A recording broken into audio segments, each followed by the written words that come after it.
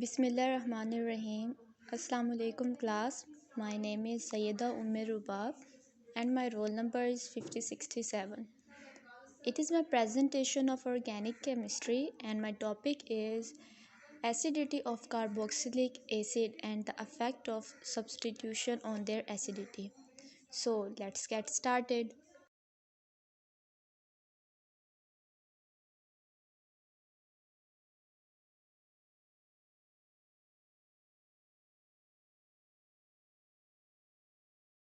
Okay, first of all हम main points को read out करते हैं जो हमने एक्सप्लेन करने हैं इस प्रेजेंटेशन में। तो सबसे पहले डेफिनेशन ऑफ कार्बोक्सिलिक एसिड, जिसमें हम कार्बोक्सिलिक एसिड के बारे में एक्सप्लेन करेंगे। Next one is functional group. Functional group क्या होता है और ये किस तरह कार्बोक्सिलिक एसिड के साथ अटैच होता है। Next one types, carboxylic acid की कौन कौन सी टाइप्स हैं और वो कितनी हैं। Next one examples. Then substitution, substitution क्या होता है। और last one which is very important, affect of substitution on acidity.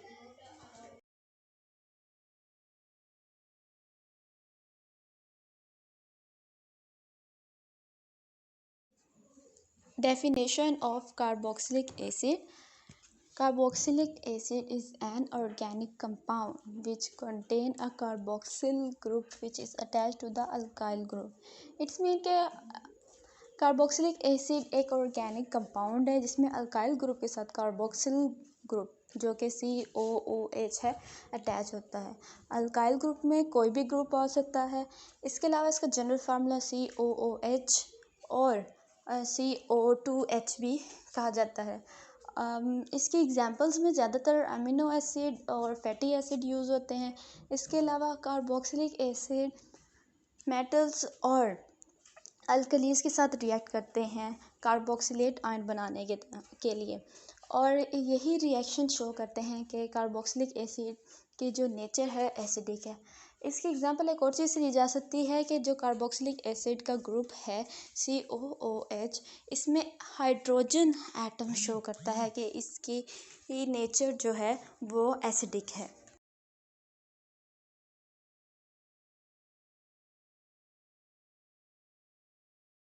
Okay, next topic is derivative of carboxylic acid. Carboxylic acid का डेरिवेटिव क्या होता है। Carboxylic acid dissociate to give carboxylate ion and hydronium ion. It's mean ये है कि carboxylic acid जो water या aqueous solution में इजीली ब्रेक डाउन हो जाता है और कार्बोक्सिलेट आयन और हाइड्रोनियम आयन देता है, और जिसका जनरल ट्रेंड नीचे दिया गया है। इसके अलावा डेरिवेटिव ऑफ कार्बोक्सिलेट आयन को दो वेज में डिफ़ाइन किया जा सकता है।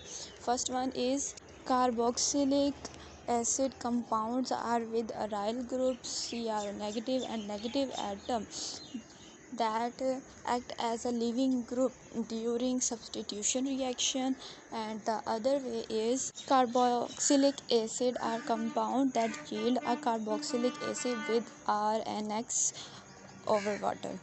And due to resonantial effect, as we know that resonantial effect is the shifting of bonds, so vinyl and phenyl groups increase the acidity of carboxylic acid and decrease the inductive effect.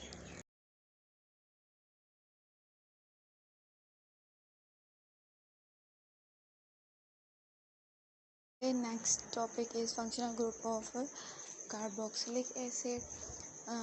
Organic compounds such as acetic acid contain a functional group which is called carboxylic group.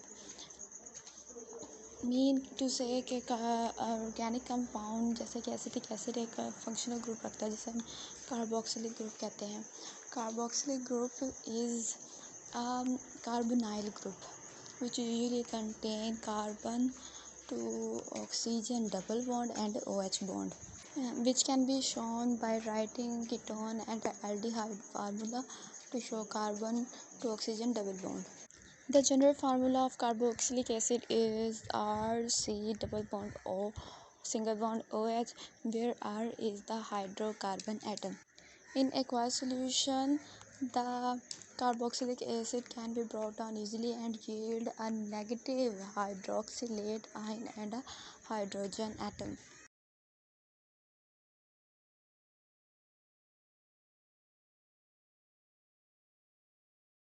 Okay, now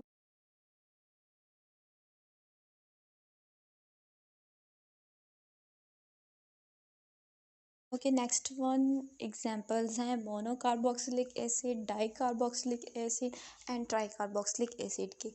जिसमें mono carboxylic acid की example में acetic acid, di carboxylic acid की example में oxalic acid and tri carboxylic acid की example में citric acid दिया गया है।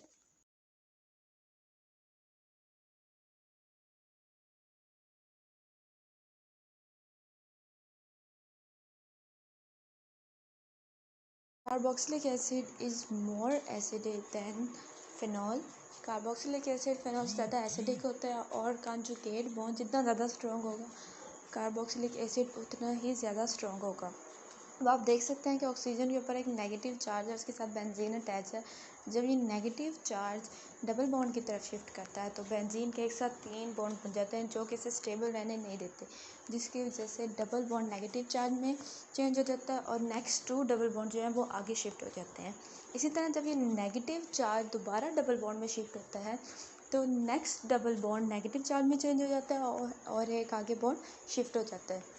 इसी तरह अगेन ये नेगेटिव चार्ज डबल बॉन्ड में शिफ्ट होता है और नेक्स्ट चार्ज नेगेटिव में और बैक साइड पे पीछे 2 बॉन्ड शिफ्ट हो जाते हैं और लास्ट पर ये नेगेटिव चार्ज जो है दोबारा डबल बॉन्ड पे शिफ्ट होता है और ये डबल बॉन्ड जो है ये दोबारा नेगेटिव चार्ज में ऑक्सीजन के ऊपर शिफ्ट होता है और इसी तरह ये प्रोसेस चलता है जिसमें ये फैन ऑक्साइड आयन बनता है।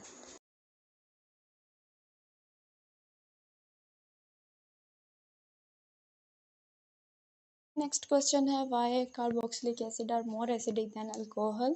कार्बोक्सिलिक एसिड ज़्यादा एसिडिक क्यों होते हैं अल्कोहल से? Carboxylic acid react with Na2CO3 and NaHCO3 while alcohol react with Na। Carboxylic acid Na2CO3 और NaHCO3 के साथ रिएक्ट करते हैं जबकि अल्कोहल Na के साथ रिएक्ट करती है। कार्बोक्सिलिक एसिड मोर एसिडिक इस वजह से हैं क्योंकि जब कार्बोक्सिलिक एसिड एटम्स को लूज़ करते हैं तो स्ट्रॉन्गर आयन फॉर्म होते हैं। इसके दूसरी रीज़न ये है कि कार्बोक्सिलेट आयन जो होते हैं वो मोर स्ट्रॉन्गर होते हैं अल्को ऑक्साइड आयन से। इसके अलावा हमें अभी कार्बोक्सिलिक एसिड की एसिडिटी चेक करेंगे जिससे वाज़ेह होगा कि कार्बोक्सिलिक एसिड किस तरह स्ट्रॉन्गर है अल्कोहल से।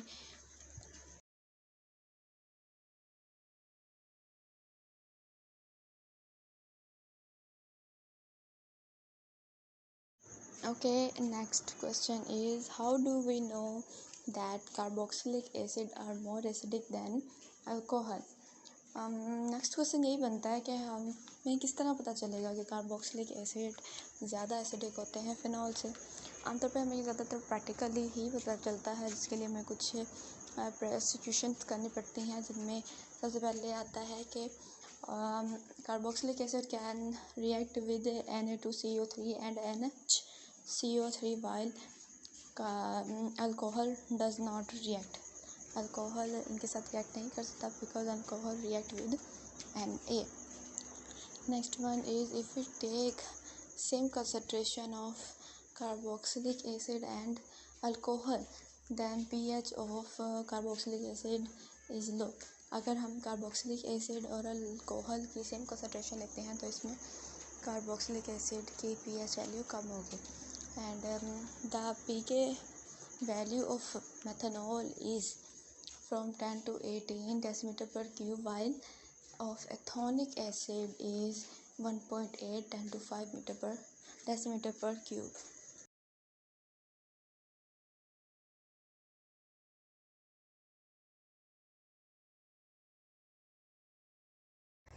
ओके, नेक्स्ट टॉपिक सब्स्टिट्यूशन क्या कहा जाता है। व्हाट इज सब्स्टिट्यूशन या सब्स्टिट्यूएंट्स?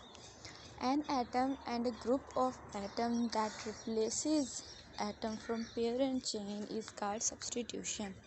इट्स मीन ये है कि एक एटम की जगह दूसरा एटम रिप्लेस हो जाता है पेरेंट चेन में से। इसके अगर हम सिंपल सी एग्जांपल करें रिएक्शन के ज़रिए तो इस तरह हो सकता है कि हम कोई भी हाइड्रोकार्बन ले लेते हैं, जैसे कि हम R ले लेते हैं और उसके साथ कोई भी एटम अटैच है जो कि हम X कर देते हैं और बाहर एक एटम है जो कि वाई है। तो ये इक्वेशन कुछ इस तरह बनेगी कि आर एक्स के साथ अटैच है और प्लस वाई है। अब जो x है वो y की जगह पर बाहर चला जाएगा, रिप्लेस हो जाएगा, और जो y है वो x की जगह पर आ जाएगा। तो इक्वेशन कुछ इस तरह बनेगी कि x के साथ y अटैच हो जाएगा और प्लस x हो जाएगा। तो ये जो x पहले अंदर था अब ये बाहर चला जाएगा, मीन टू से ये एक दूसरे के साथ रिप्लेस हो जाएंगे। तो इसी रिएक्शन को सब्स्टिट्यूशन रिएक्शन कहते हैं। यही सब्स्टिट्यूशन होता है। आमतौर पर सैचुरेटेड कंपाउंड जो होते हैं जिनमें अल्केन आता है वो सब्स्टिट्यूशन रिएक्शन शो करते हैं, और अनसैचुरेटेड कंपाउंड जो होते हैं वो शो नहीं करते, वो एडिशन रिएक्शन शो करते हैं, क्योंकि उनमें डबल और ट्रिपल बॉन्ड होता है। वो अल्कीन और अल्काइन में आते हैं। जब एटम की रिप्लेसमेंट आती है तो फिर उन्हें डबल और ट्रिपल बॉन्ड को ख़त्म करने में मतलब डिफ़िकल्टी होती है। दैट्स वाई अनसैचुरेटेड कंपाउंड जो होते हैं वो सब्स्टिट्यूशन रिएक्शन शो नहीं करते। और there are different types of substitution reaction, like in benzene Cl replaces H atom in which Cl is substitution.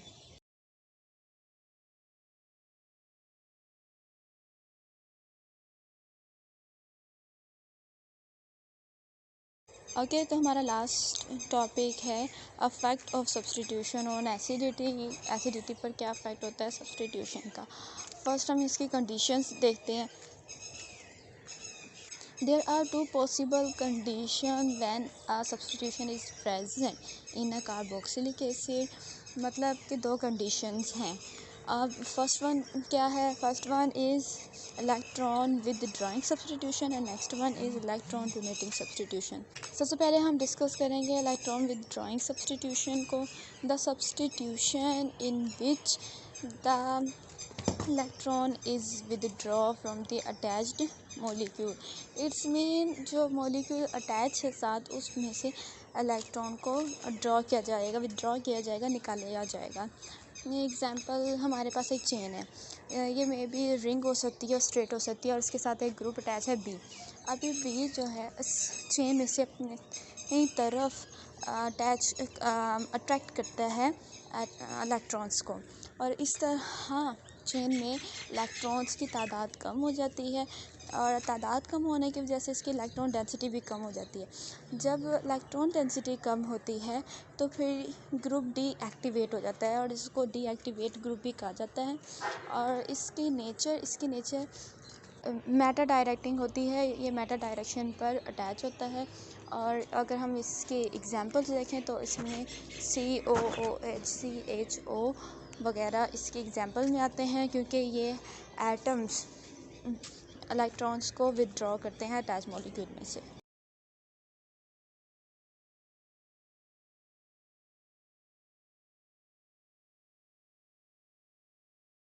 Next ये इलेक्ट्रॉन डोनेटिंग और इलेक्ट्रॉन विदड्रॉइंग सब्स्टिट्यूशन की कुछ एग्जांपल्स हैं जहां इनकी स्ट्रॉन्ग और वीक एक्टिवेशन शो की गई है।